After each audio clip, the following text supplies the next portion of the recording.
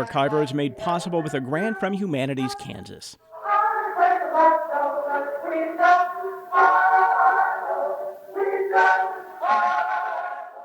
We start this season of Archiver in 1960 on the streets of Russell, Kansas, right there on the plains about halfway between Kansas City and Denver. It was a railroad town, an oil town, but for our purposes, it's Bob Dole's town. You are listening to the Bobo Links, and they, along with gallons of Dole Pineapple juice, are part of Dole's first campaign for federal office.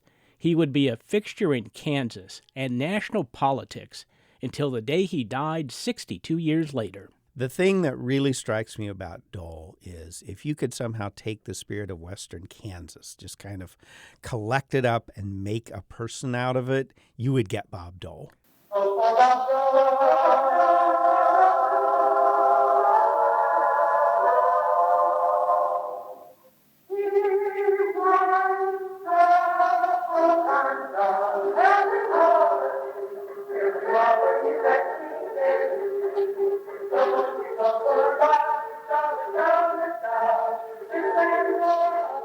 The podcast is Archiver, The Man from Russell, Episode 1, Becoming Bob Dole, me. I'm your host, Sam Zeff.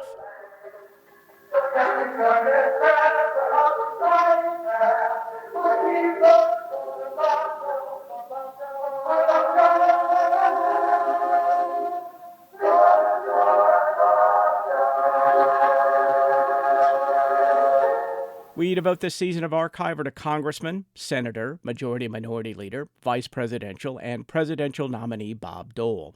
He died a year ago, and we can certainly say we'll never see a Kansas politician with such a profound impact on everything from legislation. But there are also those in Congress, in fact, the administration suggests, the Carter administration, that we dip into the general revenue fund to pay for Social Security benefits. This, in effect, would subject the Social Security system becoming in the future a welfare program. To late-night TV. No, we actually have a good relationship. President Clinton is a very articulate, very smart, very nice guy to sit down and visit with. And, when he first came, I gave him a check for $250 for his jogging track. Oh, I remember reading about that. I didn't want him running out in the street scaring people and things like that. So we...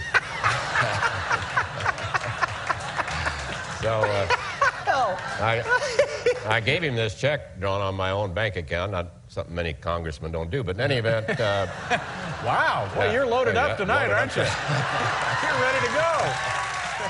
But let's start at the beginning, with someone who studied Dole's life as deeply as anyone. My name is Mark Zwanitzer, and about 35 years ago, I went to work on a book called What It Takes, about 6 men who ran for the presidency in 1988, and Bob Dole among them. Zwanitzer was by the side of Richard Ben Cramer as he wrote What It Takes, considered by many, including me, to be the best political book ever. So I spent a lot of time out in Russell, Kansas, and talking to Senator Dole's family and friends, and later to the men he served with in the Army. And that's how I know some Bob Dole. So you're exactly who I need to talk to, because that's where I want to start, in Russell, Kansas. And I'm wondering if you can tell me the role Russell, Kansas played in creating the politician that Bob Dole became. Well, I can talk more about creating the person Bob Dole became, which is, of course, related very much to the politician. But let me go, can I start with his parents? Absolutely. Bob Dole's parents, his father was Doran Dole, and Doran grew up in Russell, Kansas, not long after Russell was established. Russell was a little way station on a railroad line, and like all railroad towns, it had great ambitions. Everything was going to be the next Chicago. But like most railroad towns, it ended up being a very small town without a lot of stuff going on and without a lot of cash coming in. It was very tied to agriculture. Doran Dole grew up outside of Russell, and he left high school late in high school to go off and fight in the First World War. And when he came back, Doran invested in a little cafe that failed. And then he invested in a little bit of land, but land in western Kansas wasn't worth much in the Depression, so he sold it, a quarter section I think it was, at a loss. And he was essentially a working man the rest of his life. He ran an egg and cream station. Then he ran something called Norris Grain. And Dore Dole worked harvest time. He was working 18 and 20-hour days on end, helping the farmers offload their grain. He said he worked for 40 years and only missed one day of work, and always complained that it spoiled his perfect record. But that was who Dore Dole was. He was, a man of constancy and constant work. And Doran married Bina Talbot, and Bina, Bob Dole's mother, could work just as hard as Doran. And what separated her was that Bina was a perfectionist. Everything had to be just so. And when Doran would go off to work, he was an overalls guy, but she would send him off to work to the grain elevator every day in a clean and pressed white shirt. His overalls were ironed with precise creases down the legs of those overalls. To make ends meet, the family lived in the basement of their home for a year so they could rent the upstairs. Bina would go on the road to sell Singer sewing machines. And Bob worked from the time he was in grade school, milking cows, passing out handbills downtown, and finally working in Dawson's drugstore, a place where everybody came and where he was popular with everyone. The thing that really, I think, stuck with me when you talked about his folks is how hard they worked, and that clearly translated to the way Bob Dole did everything, from studying in law school to his work in the Senate. He inherited that, didn't he? Part of it was an inheritance and who he was and where he came from, and part of it was behavioral, and part of it has to do with his with the injuries he suffered during the war, and we can talk about that. The war. If anything rivals Russell as a shaper of Bob Dole, it was World War II. Over the rocky Apennines, the Fifth Army moved forward, infantry and artillery, pushing the Germans slowly from strong point to strong point. To the toll of enemy dead must be added the prisoners who shambled through the Allied lines, dazed with continual shell fire. This is an American front, part of our advancing line in Europe. Yeah, you want me to tell you the war story? Yeah, tell me the war story. Zwanitzer says in 1945, Dole joined Company I, 85th Regiment of the 10th Mountain Division as a platoon leader. The 10th Mountain was fighting its way up the Italian peninsula, and it was slow and bloody. He was a second lieutenant, someone they called a 90-day wonder, because back then, that's how much training many new officers got before leading men into combat. It was April 14th, 1945, and Dole's platoon set out to capture Hill 914. The Germans spent months fortifying their positions with pillboxes and mortars. Zwanitzer says Dole and his men were moving up 914 in something called a diamond formation. So the weapons squad was in the back, in the rear, with the machine guns and the mortars, and there were two squads on the flanks. And then there was a bigger squad of a dozen men or so at the point, leading the way with a few scouts ahead of them. Now, in the middle of that diamond is the brains, and that could have been Dole. But Dole left his Sergeant Carafa, in the middle, and he actually led them out front. And when the offensive set off that morning, things went pretty badly. And Dole's guys were immediately facing terrible machine gun fire and mortars.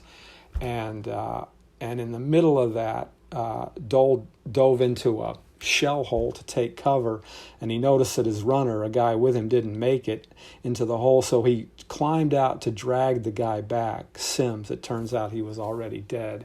And as Dole got up to scramble back into the shell hole, he felt something hit him, like just this hot pain in his upper body. Something lifted him off the ground, and when he landed, he couldn't move. Somebody dragged him off the battlefield and into a depression, but the company was already moving away, so they had to leave him behind. They gave him a little morphine and marked his forehead with an M, and they left a private behind, a guy named McBriar, to see if he could flag down a medic. So McBriar's with him there for hours, and Dole is laying there turning gray, looking like he's going to die, and saying to McBriar, how bad is it? And McBriar says, "Oh, you're going to be fine, Lieutenant," while he's thinking to himself, Jesus, they blew his arm off. His arm wasn't blown off, but he would never fully be able to use it again.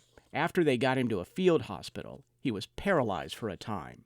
And the next few years were absolute hell for him. He went from 190 pounds to 120. He had been a hell of an athlete before this, a record holder in the half mile and a quarter miler and a basketball player. He goes from 190 to 120. A kidney infection almost killed him. A blood clot in his lungs almost killed him. And he hung on, just sort of out of pure will. Dole spent years in rehabilitation. People in Russell raised money to help pay the bills at a Michigan Veterans Rehabilitation Hospital, where he talked politics with another future senator, Daniel Inouye from Hawaii. And it was that pure will that got him elected to his one term in the Kansas legislature while he was in law school and elected Russell County attorney when he graduated. For the rest of his life, Dole never dwelled on his war wounds, but they profoundly informed his life in Congress and on the campaign trail. But he did write something he titled How I Overcame My Physical Handicap in 1951. Why he wrote it is a mystery, but it is powerful.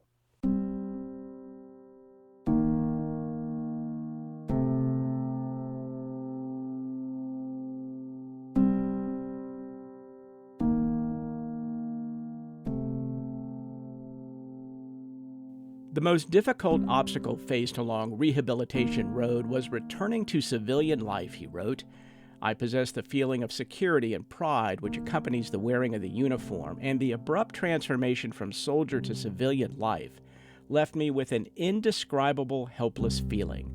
Without the uniform, I was just another physical oddity to those who didn't know, and this change from hero to spectacle made me shy from social contact with anyone except intimate friends, and ultimately left an impact of inferiority which is not yet entirely erased.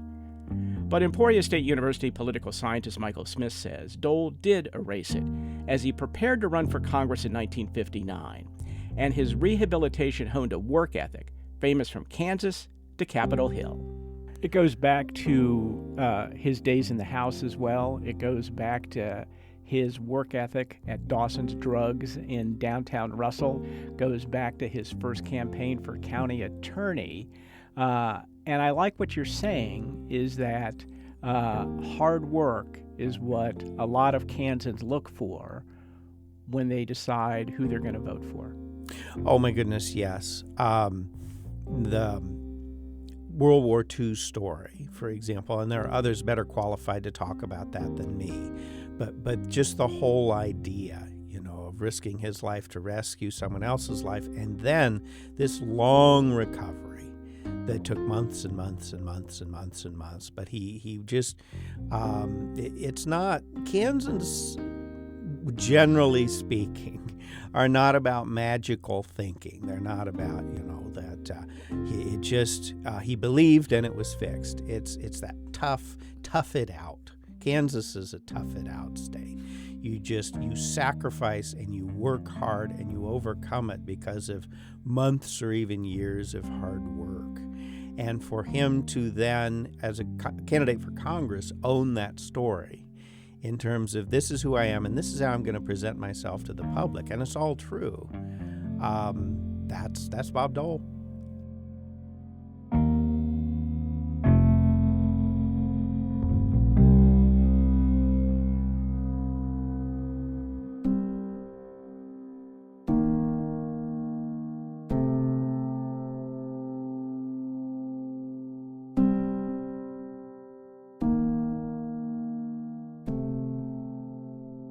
But this was also Bob Dole. Think over the federal control in your life and the lives of your children and your friends. You're almost certain to conclude on the basis of your own experience that the federal government is seeking to be all-powerful and that we, our localities, and our states are becoming mere puppets. Bob Dole runs for Congress and wasted no time attacking Democrats. But where did Dole's conservative politics come from? That's in our next episode of Archiver, The Man from Russell.